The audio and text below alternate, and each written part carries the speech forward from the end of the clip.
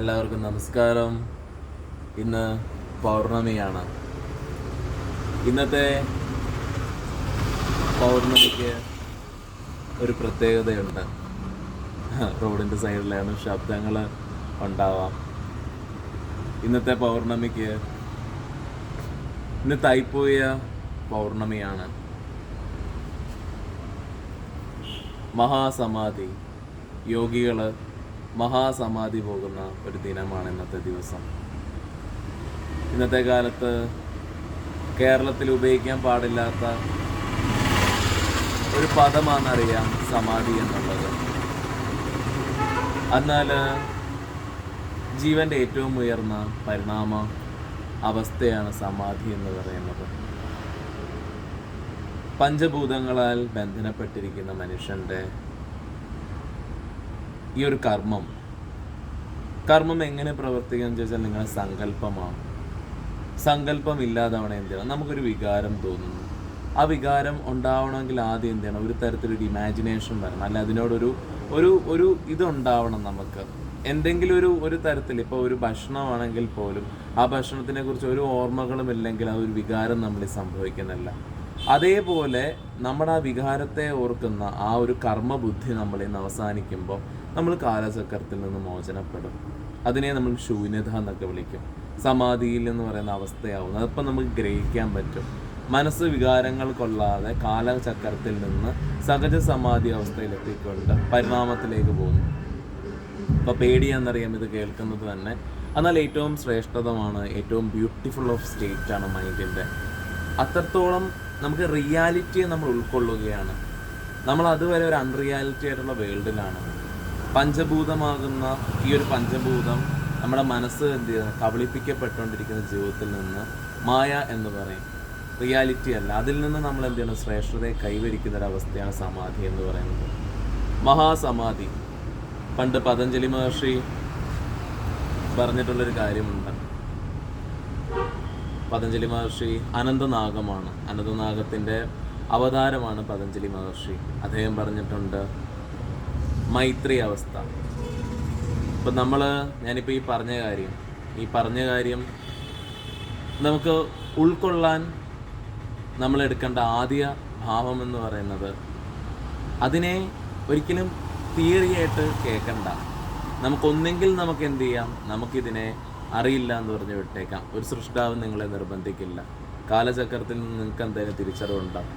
എന്നാൽ നിങ്ങൾക്ക് കാലചക്രത്തിൽ നിന്ന് മോചനം വരണമെങ്കിൽ, നിങ്ങൾക്ക് പ്രത്യേകിച്ച് പ്രവർത്തിക്കാൻ പറ്റത്തില്ലെങ്കിൽ പോലും, അല്ലെങ്കിൽ നിങ്ങൾക്ക് പ്രവർത്തിക്കാൻ അറിയത്തില്ല, ഒരു റെസ്പോൺസിബിലിറ്റി നിങ്ങൾക്ക് ഇല്ലാത്തെങ്കിൽ പോലും നിങ്ങൾ അതിനോടൊന്നും പ്രതികരിക്കാതിരിക്കുക. അപ്പം പല ആളുകളും ആ ഒരു ഉയർന്ന അവസ്ഥയെ തെറ്റിദ്ധരിപ്പിച്ചുകൊണ്ടുള്ളൊരു കാലമാണിത്.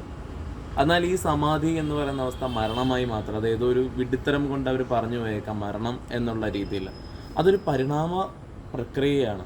അത് ജീവൻ ഇരിക്കുന്ന സമയത്ത് തന്നെ ഓരോ വ്യക്തികൾക്കും എക്സ്പീരിയൻസ് ചെയ്യാൻ പറ്റുന്നൊരു സ്റ്റേറ്റും കൂടിയാണ്.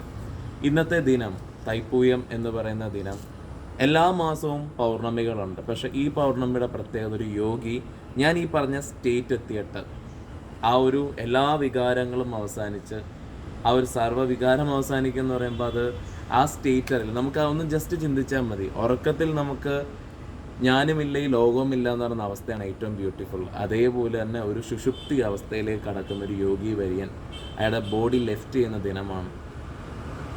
വാനവായു, അതേപോലെ തന്നെ പ്രാണൻ്റെ പല പ്രക്രിയകളും നമുക്കറിയാം. നമ്മുടെ 5 മയത്തിലുള്ള പ്രാണൻ്റെ രീതികളുണ്ട്. നമ്മളതിനെ അന്നമയകോശം, വിജ്ഞാനമയകോശം, ജ്ഞാനമയകോശം, ആനന്ദമയകോശം, പ്രാണമയകോശം എന്നൊക്കെ പറയുന്നത് പോലെ പ്രാണമയകോശം എപ്പോഴും മണിപ്പൂരകയിലാണ് ബന്ധനപ്പെട്ടിരിക്കുന്നത്. അത് കടത്തി 5 ശരീരത്തിൻ്റെ ലെയറിനെ, ഈ പഞ്ചഭൂത, എന്തുകൊണ്ടാണ് വീണ്ടും ഒരു വ്യക്തി റീബർത്ത് എടുക്കുന്നത്? ഈ പഞ്ചഭൂത ആത്മതമായിരിക്കുന്ന ഈ 5 ശരീരങ്ങളും കൂടി ചേർന്ന് വരുമ്പോഴേ നമ്മുടെ ഗർഭപാത്രം സ്വീകരിക്കത്തുള്ളൂ. അപ്പം ഈ 5 ശരീരത്തെ 5 ചക്രങ്ങളെയും ലോക്ക് ചെയ്ത് പഞ്ചഭൂതങ്ങളിൽ നിന്നുള്ള എല്ലാ രീതിയിലും 5 ചക്രങ്ങളെയും ബന്ധനപ്പെടുത്തുമ്പോൾ മാത്രമാണ് പഞ്ചഭൂതങ്ങളുമായിട്ടുള്ള കർമ്മബന്ധനത്തിൽ നിന്ന് മോചനപ്പെടുന്നൊരു വ്യക്തി.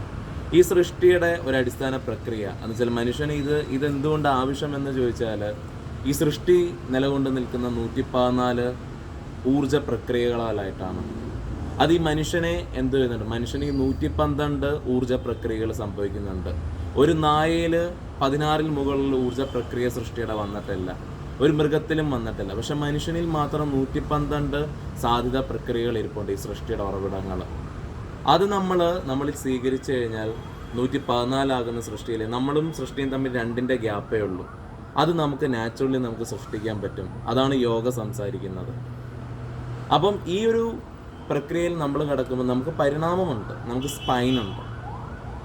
അപ്പോൾ ഈ സൃഷ്ടിയുമായി ചേരാനുള്ള ഒരു ക്രമീകരണമുണ്ട്. ഈ സൃഷ്ടിയെ നോക്കുമ്പോൾ അതെന്താണ്? അതിന് കാലവും സമയവും, അതിനൊരിക്കലും ഒരു സ്പേസും ഇല്ല, ടൈമും ഇല്ല. അതാണ് ഈ സൃഷ്ടി. എന്നാൽ പഞ്ചഭൂതമാത്മാതമായിരിക്കുന്ന ഈ ഗ്രഹവും ഇത് കാലപ്രക്രിയയിലാണ് പോകുന്നത്. അതുകൊണ്ടാണ് ഇതിന് കർമ്മമുണ്ടെന്ന് പറയുന്നത്. നമ്മൾ എന്തൊന്ന് ചെയ്താലും അതിൻ്റെ ഒരു എഫക്റ്റ് മാത്രമാണ് കർമ്മം എന്ന് പറയുന്നത്. ആ ഒരു പ്രക്രിയയിൽ എന്ത് ചെയ്യും? ഈ ഒരു കാലചക്രത്തിൽ നമ്മളിട്ട് ഇത് കറക്കും.